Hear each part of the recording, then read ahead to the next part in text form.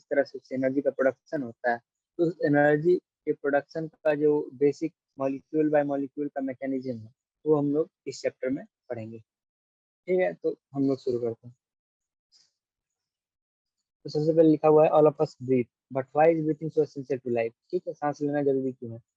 What happens when you breathe and also do all living organisms including plants and microbes breathe, if so how. ठीक है, तो सबसे पहले हम ये क्वेश्चन आंसर करते हैं। All of us why breathing is so essential, क्यों, क्योंकि बेसिकली ब्रीदिंग से जो है ना हमें ऑक्सीजन मिलता है, और ऑक्सीजन क्या करता है, ऑक्सीजन क्या करता है, फूड जो है उसको ऑक्सीडाइज करता है, ऑक्सीडाइज करके स्मॉल पार्टिकल्स में ब्रेक करता है, और उसके बाद उससे अल्टीमेटली जो है एटीपी का प्रोडक्शन होता है। ठीक है, इसके लिए हमें ऑक्सीजन चाहिए। ठीक है, और उसके लिए हमें ब्रीदिंग जरूरी है। साथ ही ब्रीदिंग में दूसरा चीज क्या होता है कि जैसे ही कोई फूड का प्रोडक्शन होता है तो फूड हमारे मेनली कार्बन कंपाउंड होते हैं। अब कार्बन का कंबसन होगा, ऑक्सीडेशन कंबसन, ये सब वर्ड्स जो है मतलब इंटरचेंजेबली यूज होता है, क्योंकि कंबसन में भी बेसिकली जो भी कोई किसी चीज का कंबसन होगा, be it wood, be it food, be it petrol, किसी भी चीज का, तो वो उसका ऑक्सीडेशन हो, कंबसन होगा तो उसका ऑक्सीडेशन होगा ही, ऑक्सीडेशन नंबर चेंज होगा, और उसके कंपाउंड को हम देखें तो क्या होगा कि कार्बन से का जब ऑक्सीडेशन होगा तो CO2 बनेगा। अब ये CO2 जो है हमारे बॉडी में हार्मफुल है, क्योंकि ये हमारे बॉडी के पीएच को बैलेंस को अल्टर कर देगा, और बॉडी में जो है एक स्पेसिफिक पीएच पे ही सारी चीजें काम कर रही हैं, जो कि 7.4 टू 7.6 है, जो ब्लड का पीएच हमारा है।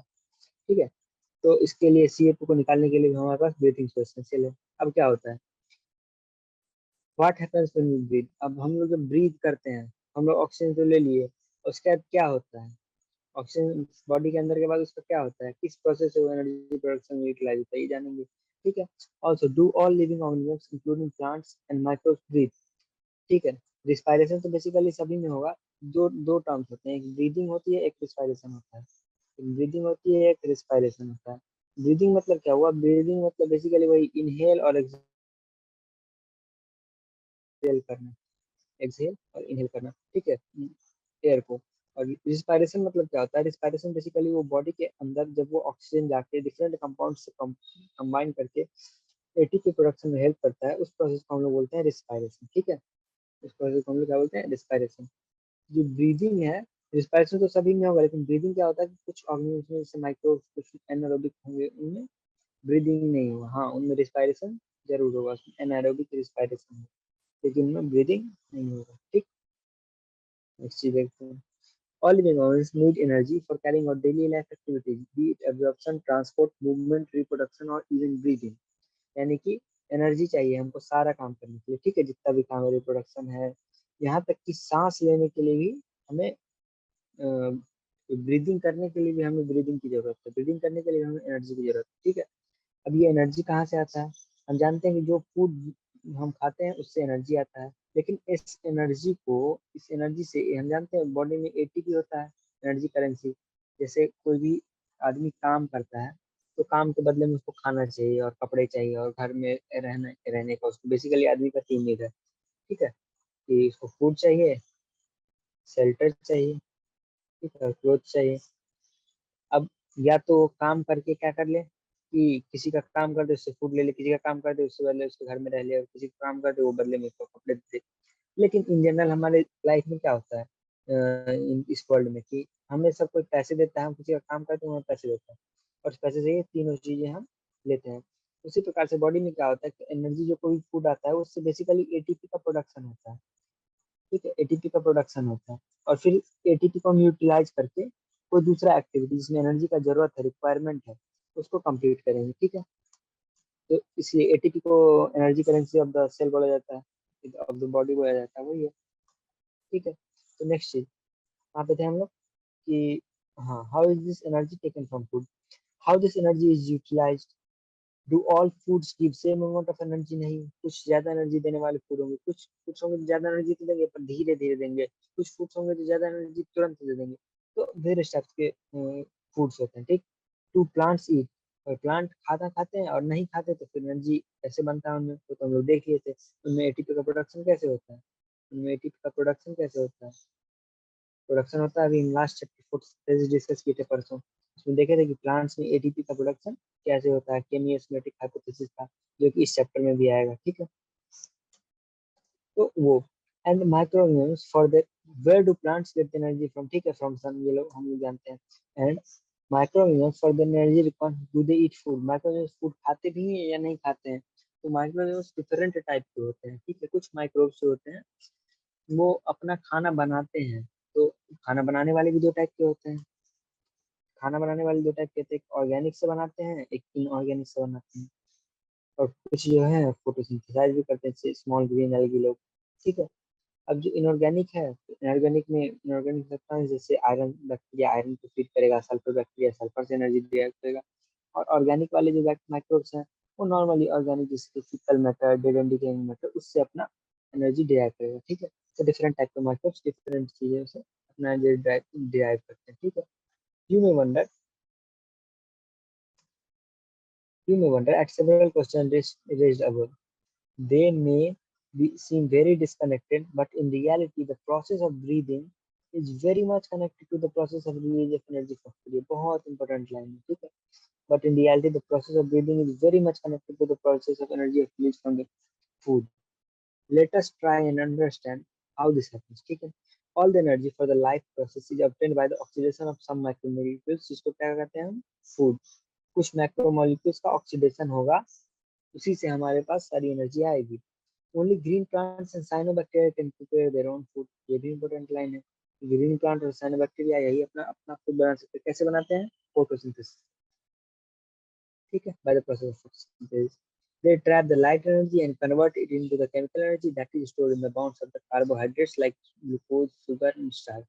तो प्लांट जो है, प्लांट जो सन से एनर्जी ले लिया, उसे फोटोसिंथेसिस कर लिया, फोटोसिंथेसिस से एनर्जी लाइट एनर्जी आया, उससे कुछ किया, उसको स्टोर किस पे फॉर्म में करेगा, जैसे कार्बन कार्बन बॉन्ड है ना, तो बॉन्ड में भी एनर्जी होता है। इसलिए जब हम कोई चीज को ऑक्सीडाइज करते हैं यानी कि बर्न करते हैं, जैसे कोई भी लकड़ी को जलाते हैं, उससे आग निकलती है, आग जलती है, उससे क्या निकलता है, हीट और लाइट निकलता है, हीट और लाइट निकलता है, ठीक है।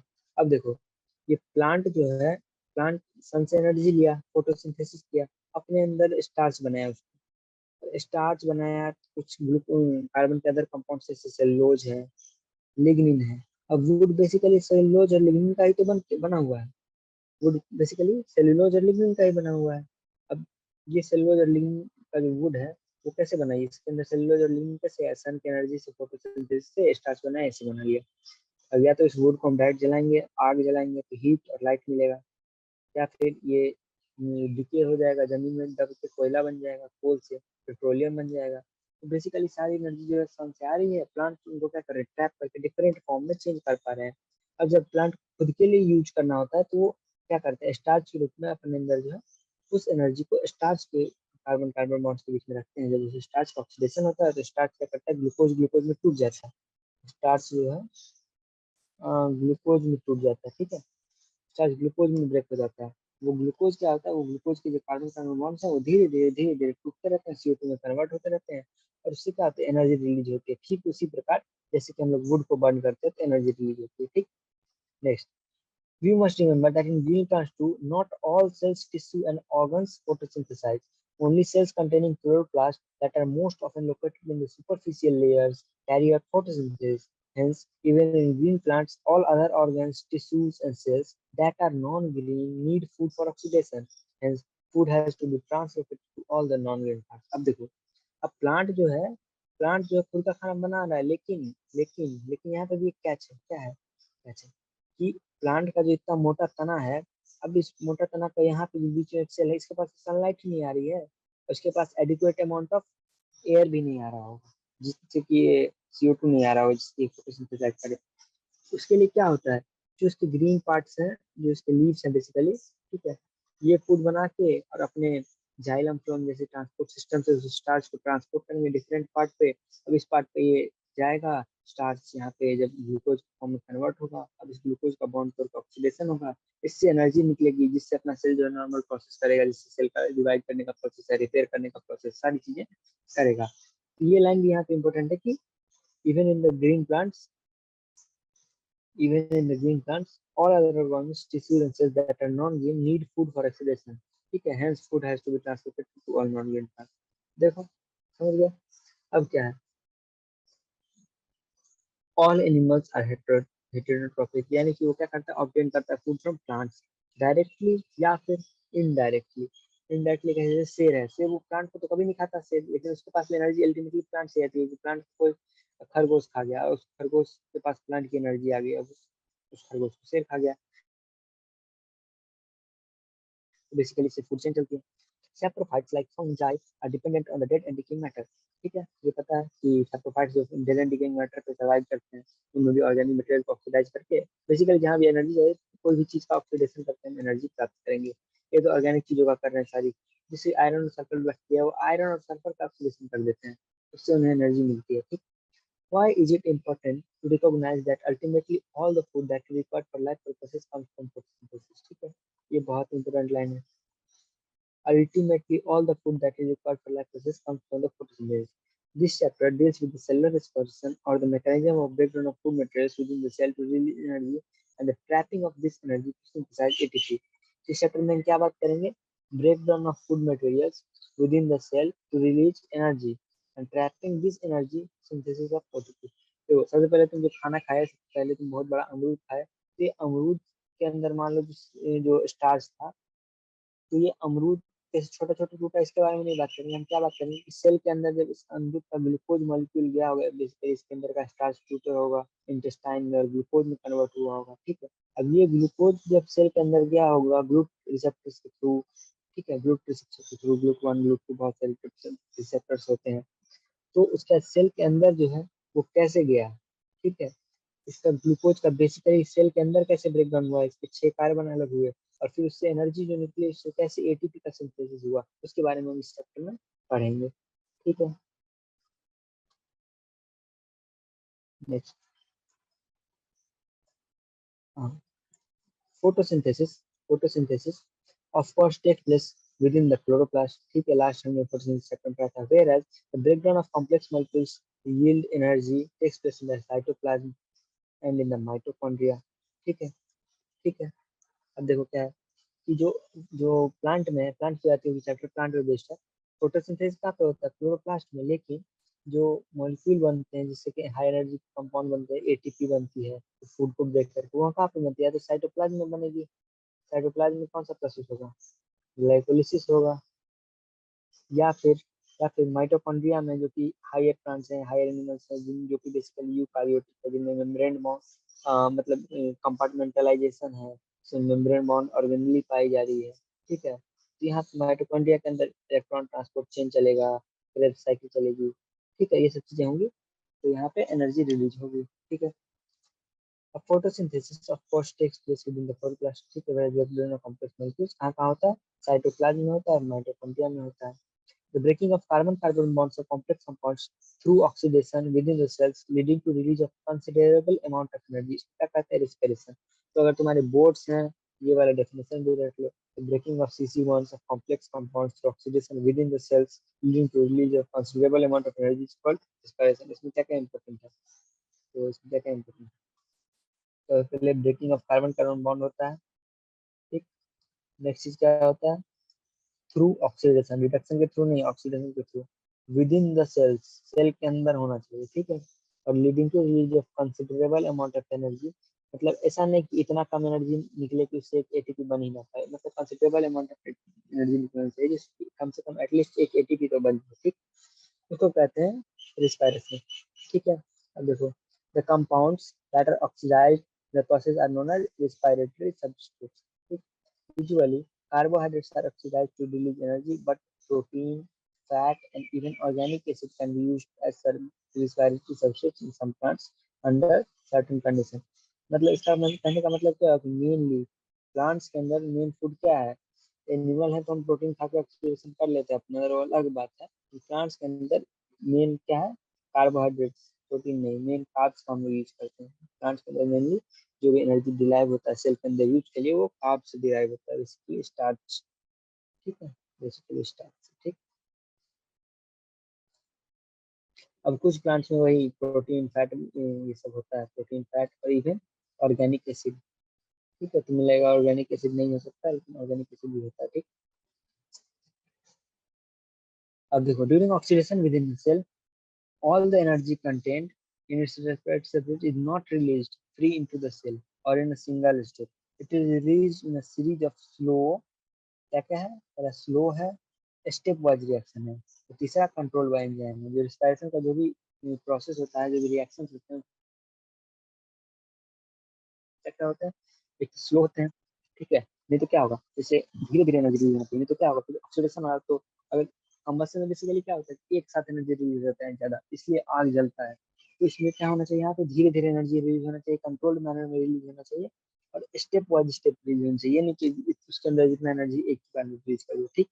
और उसके साथ स्लो क्यों होना चाहिए, क्योंकि इतना एडिक्वेट अमाउंट ऑफ टाइम रहना चाहिए कि एटीपी सिंथेसिस, उससे एटीपी का सिंथेसिस कर लिया, नहीं कि एनर्जी प्रोडक्शन हुआ गायब हो गया, ठीक। Hence, it is important to understand that energy released by oxidation in respiration is not used directly, but is used to synthesize ATP. ठीक है, इसका मतलब क्या हुआ कि जो हमको एनर्जी मिलता है वो डायरेक्टली जो है ना ऑक्सीडेशन से उससे वो नहीं होता है। डायरेक्टली उसका मतलब ये नहीं है कि सेल को रिप्रोडक्शन करना है, एनर्जी चाहिए तो उसको ऑक्सीडाइज करके एनर्जी ले लो, नहीं। अभी क्या बताया था हम पहले, पैसा मिलता है, उसके बाद पैसा से हम लोग चीजें खरीदते हैं, तो वही सेम कॉन्सेप्ट यहाँ पे भी लग रहा है, ठीक है। सिंथेसिस ऑफ एटीपी के लिए सारा चीज का यूज होगा, ठीक। अब एटीपी को क्या किया, फिर हम पैसा को खर्च करेंगे इसी तरह से। ATP ATP is broken down energy whenever and wherever energy needs to be utilized. Hence, ATP acts as energy currency of the cell. ATP acts as energy currency of the cell. अब energy trapped in ATP is utilized in various energy requiring processes and of the organisms. And the carbon skeleton produced during respiration is used as precursors for the biosynthesis of other molecules. ये भी बहुत important line है, देखो, ठीक है। सबसे पहले ATP क्या होता है, एनर्जी रिक्वायरिंग प्रोसेस के लिए एटीपी का यूज करते हैं। और जो भी चीज का ऑक्सीडेशन कर रहे हैं, मान लो ग्लूकोज का कर रहे हैं, तो इसका जो कार्बन स्केलेटन बच जाएगा, कार्बन स्केलेटन बच जाएगा, उसका हम लोग क्या यूज करेंगे, उस कार्बन स्केलेटन का, उस कार्बन स्केलेटन का यूज करके हम लोग क्या करेंगे, कुछ दूसरा प्रोडक्ट बनाएंगे, कुछ दूसरा प्रोडक्ट बनाएंगे, बेसिकली रिसाइकल करेंगे, ठीक है। हमारा बॉडी सस्टेनेबल है, वो रिसाइकल करता है, और हमें भी करना चाहिए, ठीक है। Next, do plants breathe? Well, answer to this question is not quite so direct, ठीक है, क्योंकि प्लांट से तो अगर ब्रीथ करते हैं तो ऑक्सीजन लेते होंगे, लेकिन हम सुने हैं कि प्लांट्स ऑक्सीजन देते हैं, ये कैसे होता है। तो बेसिकली प्लांट्स जो है ना, उनका एक पार्ट है जो ऑक्सीजन लेता है हमेशा, हम लोग की तरह, नॉर्मल लिविंग थिंग्स की तरह ऑक्सीजन लेता है, अपना काम करता है, लेकिन उसका जो दूसरा पार्ट है, जैसे बेसिकली लीफ नहीं, एक दूसरा पार्ट है जो कि वाटर के स्प्लिटिंग से, ठीक है, ऑक्सीजन का प्रोडक्शन करता है, और ये ऑक्सीजन एटमॉस्फेयर में रिलीज करता है, ठीक। Yes, plants require O2 for respiration of to occur, and they also give out CO2. Hence, plants have systems in place that ensure the availability of O2. Plants, unlike animals, have no specialized organs for gaseous exchange, but they have stomata and lenticles for this purpose. There are several reasons why plants can get along without respiratory organs. ठीक है, there are several reasons. देखो, plants के पास lungs नहीं है, ठीक है, कुछ भी नहीं है, और जो बाकी ऑर्गेनिम्स गिल्स नहीं है किसी की तरह, ठीक है, लेकिन फिर भी वो रिस्पायरेशन करते हैं, उनको ऑक्सीजन चाहिए, और उनका ब्रीदिंग होता है, और कैसे होता है वो हम आगे पढ़ेंगे, ठीक है। Several reasons why plants can get along without respiratory organ. पहला पहला first, each part of plant takes care of its own gas needs, ठीक है, हर पार्ट ऑफ द प्लांट है अपना गैस एक्सचेंज नीड का ध्यान रखता है। लीफ को अपना जब सही ना ऑक्सीजन, जरूरी नहीं है कि वो एटमोस्फेयर से ही ले, उसके अंदर जो वाटर स्प्लिटिंग से ऑक्सीजन बन रहा है, जो कि हवा में रिलीज करेगा, वो तो क्या करेगा, वो रिलीज करने से पहले उसको अगर खुद जरूरत है ना, तो वहीं पे वहीं खुद से यूज कर लेगा उसको, ठीक है, समझे। Next, seconds, plants do not represent great demands for gases, और ये भी है कि there is a very little transfer of gas from one plant to another। मतलब जहाँ पे उनके पास जो अगर स्टेम है, स्टेम तो नहीं प्रोड्यूस कर रहा है O2, लेकिन स्टेम के पास भी क्या है कि प्लांट्स के बीच में इंटरसेल्युलर स्पेसिस होते हैं, और जो सेल बहुत ज्यादा अंदर होते हैं ना, वो परमानेंट सेल होकर वो डाई कर गए होते हैं, ठीक है। जब पढ़ना एनाटॉमी ऑफ कार्बन कंसेप्ट तो पता चलेगा कि प्लांट के बीच में जो सेल्स हैं, उनमें लिग्निन का डिपोजिट हो जाता है, और प्लांट्स डेड हो जाते हैं, स्क्लेरेंकाइमा के बने होते हैं, ठीक है। और जो पैरेंकाइमा और पेरेंकाइमा जो होता है ना, वो प्लांट के पेरिफेरल पार्ट में, जैसे मान लो ये प्लांट का एक गर्थ है, तो इधर वाले पार्ट में होगा। उससे क्या होगा कि यहाँ पे बीच में इंटरसेलुलर स्पेसिस होंगे, धीरे धीरे हवा ये इनके पास आ जाएगा, ये अपने हवा का व्यवस्था खुद करते हैं, ठीक है, सारा पार्ट, ठीक। इसलिए एक ऑर्गन से दूसरे ऑर्गन तक जाने का बहुत कम संभावना है। ये नहीं होता कि लीफ लेगा सारा हवा स्टोमेटा के थ्रू और पूरे पार्ट तक पहुंचाएगा। ठीक। Next, plants do not represent great demand for gases. क्यों? क्योंकि प्लांट को चलना फिरना कूदना नाचना गाना नहीं होता है, सिर्फ खड़ा है, स्टैंडिंग है, तो उसको उतना फालतू कामों के लिए एनर्जी नहीं चाहिए। उसका एनर्जी का काम है उसका बस ग्रो करना, फूड प्रोड्यूस करना और रिप्रोडक्शन करना। Roots, stems, and leaves respire at rates far lower than animals do. Only during photosynthesis are large volumes of gases exchanged, and we each leaf is well adapted to take care of its own needs. ठीक है, समझे? तो photosynthesis जो होता है वो उसके लिए मतलब हमारे तरह 16 बार मिनट में सांस नहीं लेते, उसके लिए उसको कम बार स्टोमेटा ओपन यूज करना पड़ता है। सिर्फ फोटोसिंथेसिस जो कि दिन में होता है, सिर्फ रात में नहीं होता, सिर्फ दिन में होता है, उसी टाइम पे जो है ज्यादातर हवा का जो एकदम लार्ज अमाउंट ऑफ हवा का जो प्लांट एक्सचेंज करेगा और उसके रिलीफ जो है वेल एडेप्टेड है, वो परफॉर्म कर सकता है इसको। ठीक। When cells photosynthesize, availability of O2 is not a problem to the cells since O2 is released in the cells. अब देखो यही बात है, जब फोटोसिंथेसिस हो रहा होता है दिन के टाइम में, तो O2 का अवेलेबिलिटी कोई बड़ा बात नहीं है, कि खुद ही वहाँ पे लीव्स जो है फोटोसिंथेसाइज करके अपने पास O2 प्रोड्यूस कर ले रही है, उसी को यूज कर लेंगे, पहले यूज करेंगे तब बाहर छोड़ेंगे। तीसरा बात, थर्ड पॉइंट क्या है? The distance that gases must diffuse even in large bulky plants not given. ठीक है। क्यों? अब देखो हमारा नाक से पैर तक तुमको लगेगा कि अरे यार पेट से तो हम ज्यादा ही डिस्टेंस है, लेकिन हमारे अंदर क्या ब्लड वेसल्स है। अब ब्लड वेसल्स का इतना लंबा चेन है, इतना लंबा चेन है, तो वो भी डिस्टेंस हमारे नाक से पैर तक जो है सिर्फ 6 फीट के अंदर रह जाता है, बहुत बड़ा हो जाता है। जबकि प्लांट्स में क्या है, इंटरसेलुलर स्पेसिस है, उसी के बीच से अगर करना भी होगा तो कर लेंगे। प्लांट का एक गर्थ है, मान लो यहाँ तक का ही सेल तो अलाइव है, यहाँ तक का सेल अलाइव, यहाँ पे साइड से आ जाएगा लेंटिसल्स। ठीक। इसको Each living cell in the plant is located quite close to, ये भी चीज हम बार बार बता रहे थे, क्योंकि सरफेस के पास वाला सेल लिविंग होता है, अंदर वाला सेल डेल्ट होता है। This is true for leaves, leaves के भी अंदर वाला सेल क्या होता है, ड्राई होता है। But what about thick body stems and roots? अब तुम बोलोगे कि हाँ, कि जो रूट्स लीफ में तो आ जाता है, लेकिन रूट स्टेम और इस बाकी जगहों पे कहाँ आता है, कैसे आता है? In stems, the living cells are organized in thin layers beneath the bark. They also have openings जैसे कि lenticels, यही चीज हम 3-4 बार अभी जस्ट बता चुके हैं कि वहाँ पे lenticels होते हैं और living cells close to the surface होते हैं। The cells in the interior are dead and provide only mechanical support. ठीक है। Thus most cells of the plant have least part of their surface in contact with। ठीक है। यानी कि most of the cell जो है जीवित, जो लिविंग सेल, सेल मतलब लिविंग सेल, ठीक है, उसका एटलीस्ट एक पार्ट जो है कॉन्टैक्ट विद एयर रहता है। ठीक। This is also facilitated by the loose packing of the parenchyma. यही बता रहे थे कि पैरेन्काइमा में लूज पैकिंग होता है, जिसके कारण इंटरसेल्युलर स्पेसेस के थ्रू हवा पास कर सकता है। ठीक। which provide an interconnected network of air spaces. The complete combustion of glucose, which provides CO2 and H2O as the end products, yield energy, most of which is given out as heat। ठीक है। Most of it क्या है, plant light तो produce करता नहीं है, तो कोई भी एनर्जी जो प्लांट को देता है हीट के फॉर्म में आता है। ठीक। Next, if this energy is useful to the cell, it should be able to utilize it to synthesize other molecules that cell requires। ठीक है। उस एनर्जी का क्या करेगा, जो एनर्जी यूज होगा उसका यूज करके सेल क्या करेगा, दूसरा मॉलिक्यूल बनाएगा जिसका सेल को जरूरत है। The strategy that plant cell uses to catabolize glucose molecules in such a way that not all the liberated energy goes out as heat। ठीक है। सारा एनर्जी हीट की जाके वेस्ट नहीं होगा। ठीक है, क्योंकि अगर एक बार में कर दिया ना तो हो जाएगा, प्लांट के बाद में कैपेसिटी नहीं है उतना अमाउंट ऑफ एनर्जी को एक बार में कन्वर्ट करके यूजफुल सब्सटेंस बना ले। The key is to oxidize glucose in not one step, but in a small step, enabling some step just large enough so that energy reach can be coupled to ATP। सारा step से ATP नहीं बनता है। ठीक है, कुछ steps ऐसे होते हैं जो छोटे छोटे स्टेप होते हैं, जिनमें इतना अमाउंट ऑफ एनर्जी नहीं रिलीज हो पाता है जितना कि एक एटीपी में चाहिए। और कुछ स्टेप्स जो है वो जस्ट इतने लार्ज होते हैं कि हाँ उनसे एक एटीपी का प्रोडक्शन हो सके। जिस स्टेप में इतना अमाउंट ऑफ एनर्जी या फिर उससे ज्यादा एनर्जी रहेगा, तो वहाँ पे एटीपी या फिर एनएडीएच कुछ भी बन जाएगा। ठीक है। दूसरी बात, जब हम फोटोसिंथेसिस बना रहे थे ना, वहाँ पे एनएडीपीएच बन रहा था। फोटोसिंथेसिस तो फोटोसिंथेसिस चैप्टर था, वहाँ पे एनएडीपीएच बनना है। अब यहाँ पे रिस्पायरेशन में जब भी बनता है हमारे शरीर में क्या बनता है, एनएडीएच बनता है।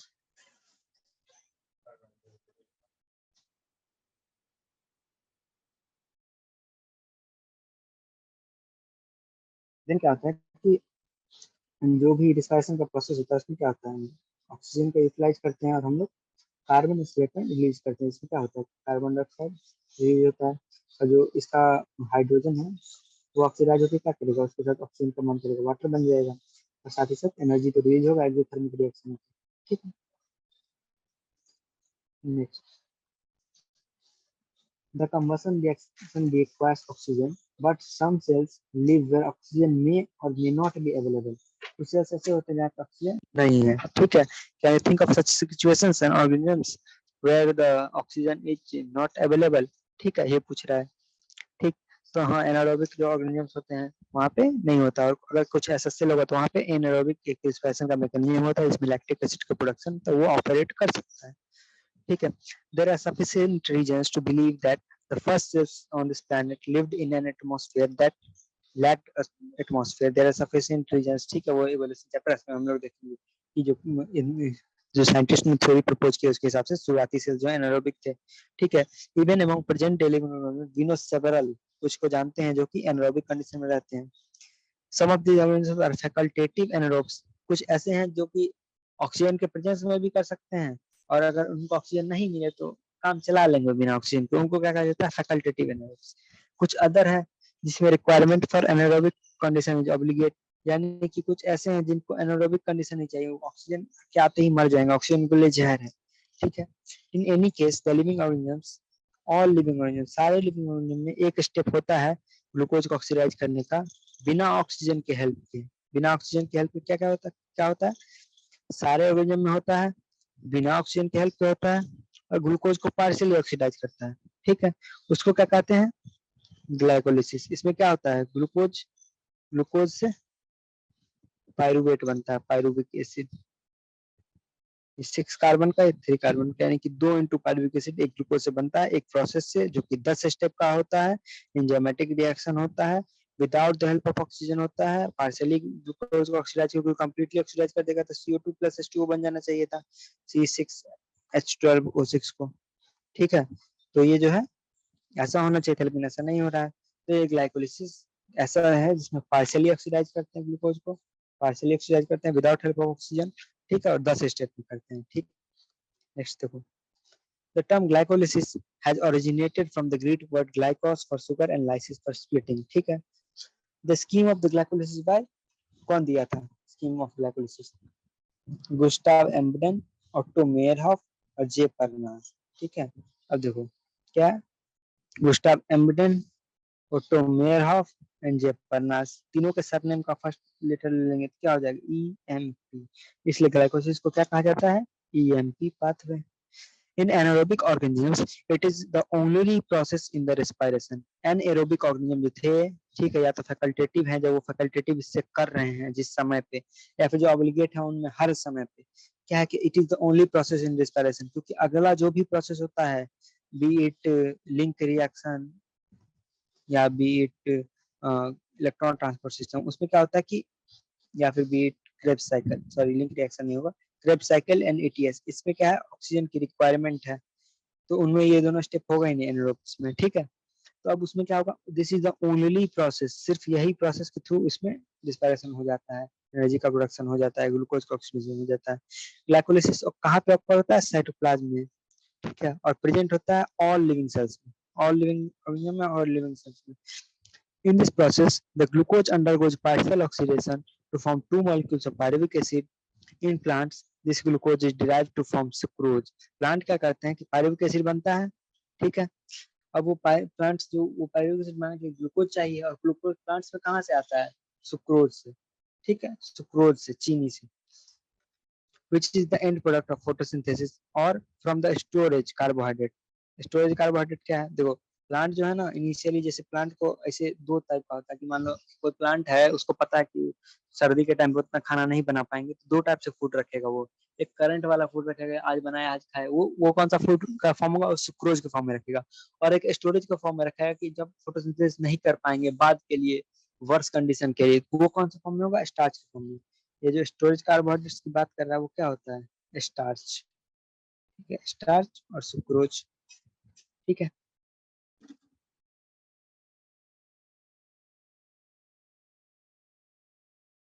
नेक्स्ट चीज, sucrose is converted to glucose and fructose by the enzyme invertase.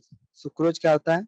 Sucrose को इन्वर्टेज एंजाइम होती है, वो कन्वर्ट कर देती है ग्लूकोज प्लस फ्रुक्टोज में। सुक्रोज से बन जाती है ग्लूकोज प्लस फ्रुक्टोज। ठीक है, अब ग्लूकोज और फ्रुक्टोज जो है ग्लाइकोलिटिक पाथवे में जाते हैं। ठीक, देन क्या होता है? Glucose and fructose are phosphorylated to give rise to glucose 6 phosphate by the activity of enzyme hexokinase. ठीक है, अब इसको हम डिस्कस करेंगे अच्छे से, एक बार पहले ये पढ़ लेते हैं।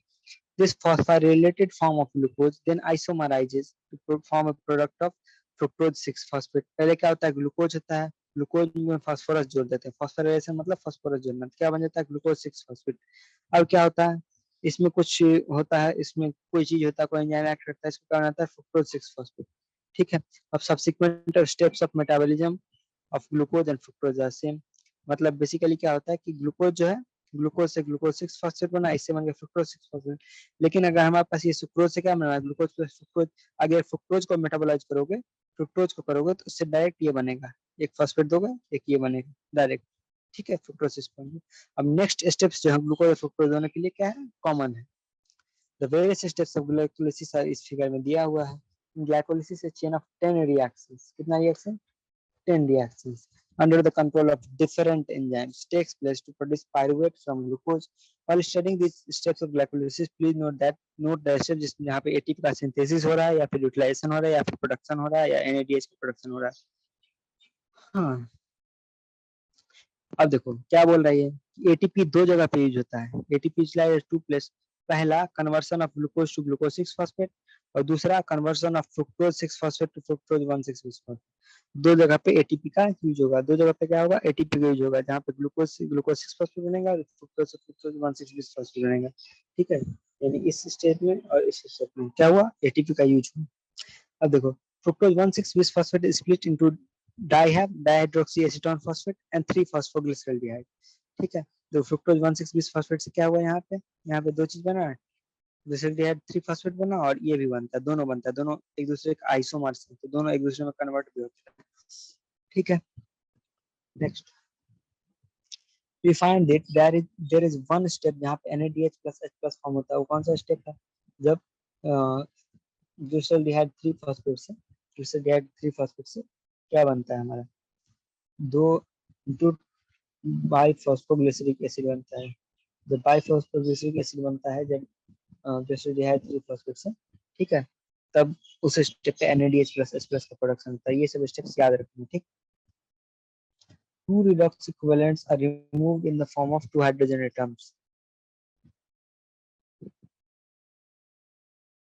from phosphoglyceraldehyde and transferred to a molecule of NADH। तो फॉस्फोग्लिसरॉल्डिहाइड जो है, ये ग्लिसरॉल्डिहाइड 3 फॉस्फेट को ही फॉस्फोग्लिसरॉल्डिहाइड कहा जाता है। इससे दो मॉलिक्यूल्स ऑफ हाइड्रोजन निकाल के NAD प्लस को दे देंगे, तो NADH प्लस H प्लस बन जाएगा। ठीक है, अब PgAl is oxidized to inorganic phosphate and then convert to biphosphoglyceric acid। अब यहाँ से हाइड्रोजन निकाल दिए एल्डिहाइड से, एल्डिहाइड था CHO, इससे हाइड्रोजन निकाल दिए, दो थी, ऑक्सीडाइज होकर COOH बन जाएगा। ठीक, ऑक्सीडेशन नंबर इसका बढ़ जाएगा, यही बात यहाँ पे कहा जा रहा है। ठीक है, the conversion of BPGA to 3 phosphoglyceric acid is also an energy yielding process। ठीक है, नेक्स्ट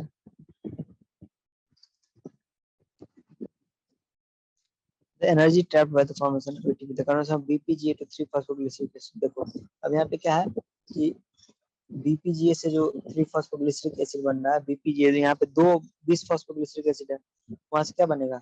एक फॉस्फोग्लिसरिक एसिड, एक फॉस्फोरस हट जाएगा, तो उस प्रोसेस में भी एटीपी, यहाँ का जो फॉस्फोरस हटा है वो किसमें? एडीपी से जुड़ के एटीपी बना लिया है। यहाँ से एक फॉस्फोरस हटा ना, बाइफॉस्फो है ना 1 और 3 पोजीशन पे, ये से जो 1 वाला हट गया, वही यहाँ पे एटीपी में टैप हो रहा है।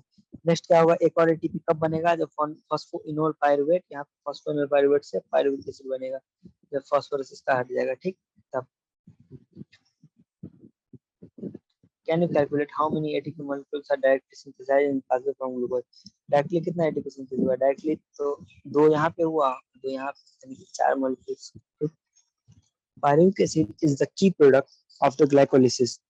What is the metabolic fate of the pyruvate? This depends on the cellular need। अब देखो ग्लाइकोलिसिस से हमारे पास पायरुविक एसिड आ गया, पायरुविक एसिड को ही पायरुवेट बोला जाता है, सेम है दोनों, पायरुवेट बराबर पायरुविक एसिड। ठीक है, अब इससे क्या बनेगा? आगे क्या बनेगा डिपेंड करेगा सेलुलर नीड पे। ठीक है, 3 मेजर पाथवे जिसमें जा सकता है। पहला लैक्टिक एसिड फर्मेंटेशन, ठीक है। दूसरा अल्कोहलिक फर्मेंटेशन, ठीक है। तीसरा क्या है, एरोबिक रिस्पायरेशन। तीन है। इस अगर इस पास में जाएगा तो क्या बनेगा, लैक्टिक एसिड बनेगा, जैसे कि हमारे मसल्स में जब थकान के टाइम पे हो जाता है। अल्कोहलिक फर्मेंटेशन में जैसे अल्कोहल के लिए इथेनॉल बैक्टीरिया होता है, इसमें इथेनॉल बन जाएगा, ठीक है। और बाकी ऑर्गेनिज्म में रेस्पिरेशन होगा, इस CO2 प्लस H2 बनेगा जब एरोबिक होगा तो, ठीक है। fermentation takes place under fermentation takes place under anaerobic conditions in many prokaryotes and unicellular eukaryotes। किस किस में होता है, प्रोकारियोट्स में और यूनिसेलुलर यूकारियोट्स में क्या होता है, फर्मेंटेशन होता है। For the complete oxidation of glucose to CO2 and H2, how organisms adopt Krebs cycle, which is also called as aerobic respiration। Krebs cycle को ही aerobic respiration कहा जाता है, इंपॉर्टेंट बात है। This requires O2 supply, ठीक है। अब देखो फर्मेंटेशन, फर्मेंटेशन किस किस में पढ़े थे, होगा या तो उसमें होगा किसमें, जिसमें कोई प्रोकैरियोट हो या फिर कुछ यूनिसेलुलर यूकैरियोट, जैसे कि यीस्ट। यीस्ट जो है, यीस्ट क्या होता है, यूनिसेलुलर यूकैरियोट होता है, उसमें होगा। Incomplete oxidation of glucose is achieved under anaerobic conditions by set of reactions, जहां पे pyruvic acid is converted to CO2 and ethanol. Pyruvic acid से क्या बन रहा है, पायरुविक एसिड से क्या बन रहा है यहाँ पे, इथेनॉल प्लस CO2, ठीक है। नेक्स्ट, इस यहाँ पे कौन सा एंजाइम लग रहा है, pyruvic acid decarboxylase and alcohol dehydrogenase catalyse these reaction.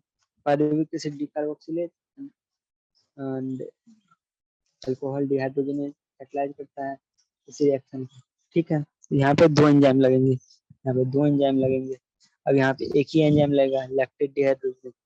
Other organism जैसे कि कुछ bacteria produce lactic acid from pyruvic acid, lactic acid बनाता है। The steps involved in showing इतना figure in animal cells like muscle during exercise, जहाँ पे oxygen इनएडिक्वेट होता है, ऑक्सीजन इनएडिक्वेट है तो क्या करेगा, एनारोबिक रिस्पायरेशन कर लेगा, वहां पे भी लैक्टेट डिहाइड्रोजनेज के थ्रू लैक्टिक एसिड में कन्वर्ट हो जाता है, ठीक। The reducing agent is NADH plus H plus which is oxidise to NAD plus. यानी कि यहाँ पे क्या होगा कि जो NADH है वो यूज, जहाँ पे एनर्जी, इस दोनों प्रोसेस में एनर्जी क्या हो रही है, यूज हो रही है, प्रोसेस में भी एनर्जी यूज हो रही है, इसमें भी एनर्जी यूज हो रही है कन्वर्ट करने के लिए, ठीक है। In both lactic acid and alcohol fermentation not much energy is release, क्यों, क्योंकि वहां पे जो एक NADH वो लोग प्रोड्यूस किया था, वो NADH तो यहाँ पे यूज ही हो गया। एक पायरुवेट बनाने के लिए एक NADH जो यहाँ पे प्रोड्यूस हुआ था ग्लाइकोलिसिस में, ठीक है। ग्लाइकोलिसिस का पहले, अभी ग्लाइकोलिसिस पहले देखेंगे, स्टेप्स हम बताना भूल गए, तो उसको देखते हैं, ठीक। तो वो जो है NADH तो वेस्ट हो गया, तो सिर्फ ATP बचा, तो कम एनर्जी प्रोड्यूस होता है, ठीक है। Also the process are hazardous, either acid और अल्कोहल प्रोड्यूस, जो कि बॉडी के लिए हार्मफुल है, ठीक है। What is the net ATP synthesised when one molecule of glucose is fermented in alcohol और लैक्टिक एसिड। तो यहाँ पे होता है कि 7 मॉलिक्यूल्स ऑफ ATP होता है, ठीक। क्यों, ऊपर 8 मॉलिक्यूल प्रोड्यूस हो रहा था और वहां से एक मॉलिक्यूल यहाँ पे यूज हो जाता है, ठीक है। When one molecule of glucose is fermented to alcohol or lactic acid, yeast poison themselves to death when the concentration of alcohol reaches 13%। अब बता रहा है ना कि अल्कोहल हैजार्डस है बॉडी के लिए, तो जब अल्कोहल का कंसंट्रेशन 13% पहुंच जाता है तो क्या होता है, तो क्या बनता है, क्या बनता है, क्या बोलेगा, जब लैक्टिक एसिड या अल्कोहल बनता है तो अल्कोहल टॉक्सिक होता है बॉडी के लिए, तो इसलिए 13% कंसंट्रेशन होता है तो यीस्ट मर जाता है, ठीक है। अपने खुद के बनाए हुए ऑक्सीडेशन प्रोडक्ट के कारण। What would the maximum concentration alcohol beverage that one naturally fermented, ठीक है। व्हाट देन वुड बी, जब नेचुरली फर्मेंटेड रहेगा उसमें क्या रहेगा, 13% ही मैक्सिमम रह सकता है। लेकिन जब विस्की में सब में 40% रहता है, कैसे होता है, उसको डिस्टिल किया जाता है, क्या किया जाता है, डिस्टिल्ड किया जाता है, डिस्टिलेशन के प्रोसेस से उसका पानी उड़ा उड़ा के उसको कंसंट्रेटेड बनाया जाता है। What is the process by which organisms can carry out complete oxidation? अब complete oxidation क्या होगा, जिससे large number of ATP मिले, ठीक है। इस प्रोसेस को यूकैरियोट में होता है ये प्रोसेस, और ये प्रोसेस कहाँ होता है, विद इन द माइटोकॉन्ड्रिया। और इस प्रोसेस को क्या कहते हैं, एरोबिक रिस्पायरेशन। इसमें ऑक्सीजन चाहिए, कहाँ कहाँ होता है, यूकैरियोट में होता है, माइटोकॉन्ड्रिया में होता है, और इसको ऑक्सीजन का सप्लाई चाहिए, इस प्रोसेस क्या बोलते हैं, एरोबिक रिस्पायरेशन, ठीक है। अब एरोबिक रिस्पायरेशन में क्या होगा, oxidation of organic substance in the presence of oxygen to release CO2 water large amount of energy. ठीक है, सिंपल सी बात है कि एरोबिक रिस्पायरेशन में क्या होगा कि CO2 और H2O में कम्प्लीटली ऑक्सीडाइज हो जाएगा जो भी कार्बन कंपाउंड रहेगा, और साथ ही साथ इससे वाटर का प्रोडक्शन हुआ, CO2 प्रोडक्शन तो हुआ, साथ साथ एनर्जी का प्रोडक्शन हुआ। ठीक है, इसको हम नेक्स्ट सेक्शन में भी पढ़ने वाले हैं। उससे पहले हम लोग क्या करेंगे, ग्लाइकोलिसिस के स्टेप्स देखेंगे। 10 स्टेप में होता है। पहला स्टेप देखो, ग्लूकोज से ग्लूकोज 6 फॉस्फेट, यहाँ पे कौन सा एंजाइम आता है, हेक्सोकाइनेज। ठीक है, हेक्सोकाइनेज। नेक्स्ट, यहाँ ग्लूकोज 6 फॉस्फेट से फ्रुक्टोज 6 फॉस्फेट, यहाँ पे कौन सा एंजाइम आता है, आइसोमरेज। आइसोमरेज यहाँ पे ये थर्ड स्टेप है, इसका रेट लिमिटिंग स्टेप होता है। रेट लिमिटिंग स्टेप होता है। ठीक है, यहाँ की जो रिएक्शन का रेट सबसे स्लोएस्ट स्टेप यही होता है। इसी पे डिपेंड करता है कि कितना तेजी से कितना धीरे हमारा रिस्पायरेशन हो रहा है। तो इसके पास कौन सा एंजाइम होता है, यहाँ पे इसको कहते हैं फॉस्फो फ्रुक्टोकाइनेज। ठीक, और चौथा फ्रुक्टोज 1,6 बिस फॉस्फेट से ट्राइज 3 फॉस्फेट, इसमें क्या बनेगा, इस यहाँ पे कौन सा एंजाइम लगता है, एल्डोलेज। यहाँ पे फिर से आइसोमरेज आएगा। अब देखो, ग्लिसरीन 3 फॉस्फेट से 1,3 बाय फॉस्फोग्लिसरिक एसिड, यहाँ पे कौन सा एंजाइम यूज होता है, कौन सा एंजाइम यूज होता है, यहाँ पे देखो H plus NADH plus H plus बन रहा है NAD से, और ग्लिसरॉल्डिहाइड 3 फॉस्फेट से क्या हो रहा है, 2 हाइड्रोजन का एटम निकल जा रहा है। यहाँ कौन सा एंजाइम आएगा, डिहाइड्रोजनेज। डिहाइड्रोजनेज। अब देखो यहाँ पे क्या हो जा रहा है, फिर 1,3-BPG जो बन जा रहा है उससे 3 फॉस्फोग्लिसरिक एसिड बन रहा है, और एक इसका फॉस्फोरस निकल जा रहा है और उससे ATP बन जा रहा है। ठीक है, तो इस यहाँ पे कौन सा एंजाइम होता है, ट्रांस फॉस्फोराइलेज। ट्रांस क्यों, क्योंकि 3 PGS का जो एक 1 वाला है वो चला जा रहा है, ट्रांस फॉस्फोराइलेज। अब देखो, अब क्या होगा, 3 फॉस्फोग्लिसरिक एसिड से बनेगा 2 फॉस्फोग्लिसरिक एसिड, यहाँ पे कौन सा एंजाइम होगा, म्यूटेज। नेक्स्ट, 2 फॉस्फोग्लिसरिक एसिड से क्या बनेगा, फॉस्फोनिल पाइरुवेट। यहाँ पे इनॉल बन रहा है ना, इनॉल, इनॉल बन रहा है, तो कौन सा एंजाइम होगा, इनॉलेज। इनॉल बन रहा है वाटर निकल के फॉस्फोनिल पाइरुवेट से। अब फॉस्फोनिल पाइरुवेट क्या करेगा, इसे बन जाएगा पाइरुविक एसिड। यहाँ पे कौन सा एंजाइम होगा, पाइरुविक एसिड काइनेज। ठीक, ये 10 स्टेप का रिएक्शन है, स्क्रीनशॉट ले लो।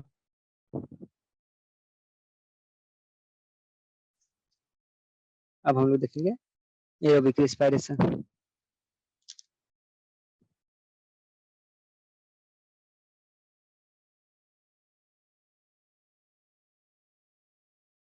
एरोबिक रिस्पायरेशन, ठीक है, फॉर एरोबिक रिस्पायरेशन कहाँ पे होता है, पहले माइटोकॉन्ड्रिया में होता है। The final products of glycolysis pyruvate. सबसे पहले ये जो ग्लाइकोलिसिस का प्रोसेस कहाँ होता है, साइटोप्लाज्म में होता था, वहां पे पाइरुवेट था। सबसे पहले हम लोग क्या करेंगे, पाइरुवेट को ट्रांसफर करेंगे साइटोप्लाज्म टू माइटोकॉन्ड्रिया। ठीक है, the crucial events in the aerobic respiration are the complete oxidation of pyruvate by the stepwise removal of all hydrogen atoms leaving the 3 molecules of CO2।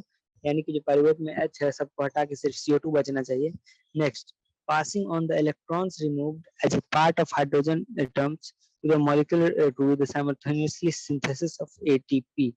अब क्या होगा कि जो hydrogen atom का remove किए हैं उसके साथ जो हम लोग इलेक्ट्रॉन्स भी रिमूव किए हैं, अब उस इलेक्ट्रॉन्स को ट्रांसफर करेंगे कहाँ पे, ऑक्सीजन के पास।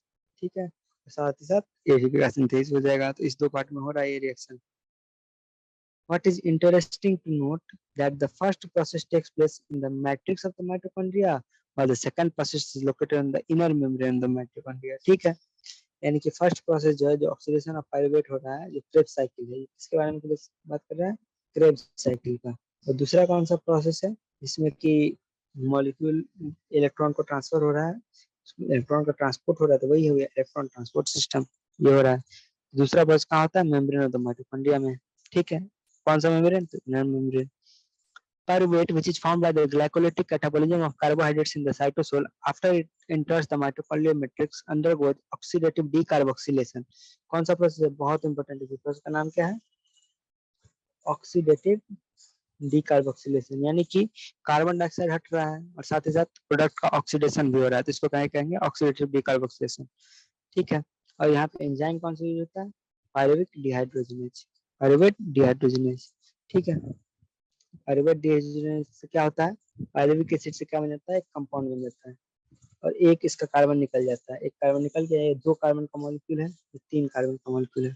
ठीक है, reaction catalysed by pyruvic dehydrogenase require the participation of several coenzymes जैसे कि NAD कोएंजाइम है, TPP, लाइपोइक एसिड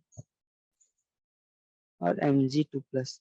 ठीक है, ये चीज और साथ ही साथ ये दोनों NAD+ और कोएंजाइम है, ये 5 चीजें जरूरत होती है, इसमें 5 फैक्टर्स होते हैं।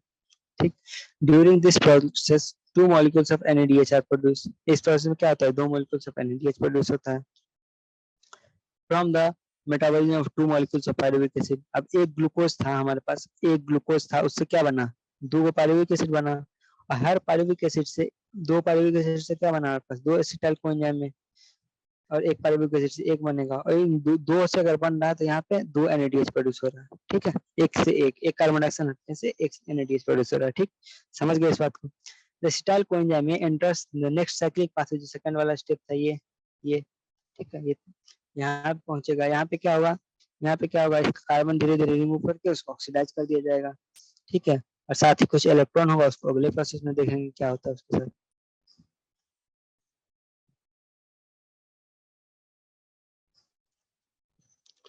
अब देखो TCA cycle, the TCA cycle starts with the condensation of acetyl group with oxaloacetic acid and water to yield citric acid। ठीक है, अब TCA साइकिल के बारे में बताया गया है कि क्या क्या होता है। इसका सबसे पहले न्यूमोनिक याद कर लो, न्यूमोनिक याद कर लो, न्यूमोनिक याद कर लो। ठीक है, देखो, oh can I keep some strawberries for me. वो से क्या होगा, oxaloacetic acid, oxaloacetic acid.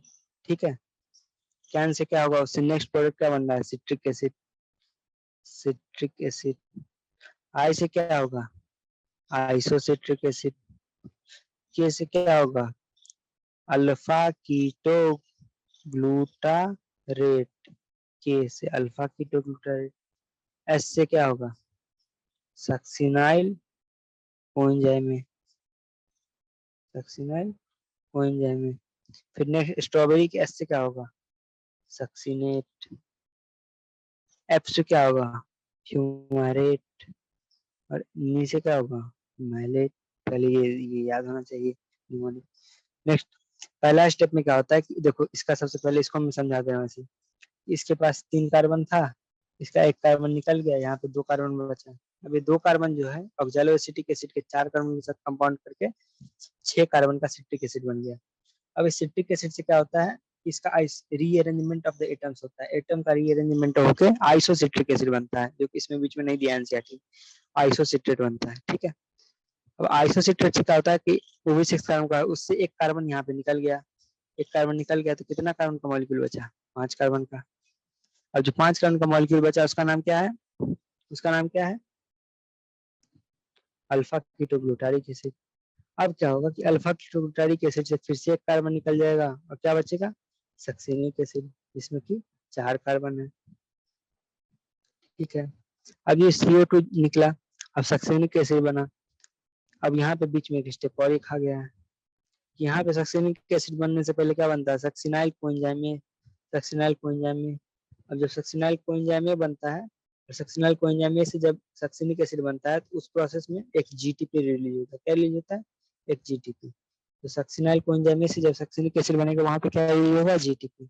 अब सक्सिनिक एसिड से क्या बन जाएगा, मैलिक एसिड, सक्सिनिक एसिड से क्या बन जाएगा, मैलिक एसिड। लेकिन नहीं, यहाँ पे भी एक स्टेप खा गया है, सक्सिनिक एसिड से पहले बनेगा फ्यूमेरिक एसिड, सक्सिनिक एसिड से पहले क्या बनेगा, फ्यूमेरिक एसिड।